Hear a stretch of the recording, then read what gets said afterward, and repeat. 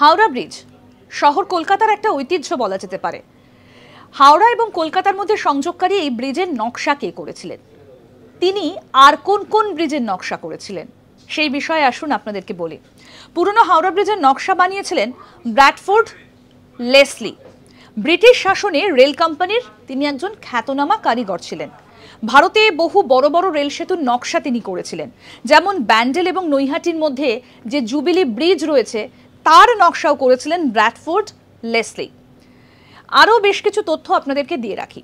26,500 ton ইস্পাত ব্যবহার করা হয়েছিল এই পুরনো হাওড়া ব্রিজ তৈরিতে, যার মধ্যে 23,000 টন উচ্চ টেন্সিল অ্যালয় স্টিল, যেটা টিসকম নামে পরিচিত, এটা সরবরাহ করেছিল টাটা স্টিল।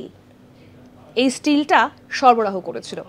আর এই পুরনো হাওড়া ব্রিজের নকশা করেছিলেন ব্র্যাডফোর্ড লেসলি। ব্রিটিশ শাসনে বা ব্রিটিশের সময় তিনি একজন রেল কোম্পানির খ্যাতনামা কারিগর ছিলেন। এরকম আরও অনেক অজানা আপডেট পেতে দেখতে থাকুন আজ তাক বাংলার ইউটিউব চ্যানেল।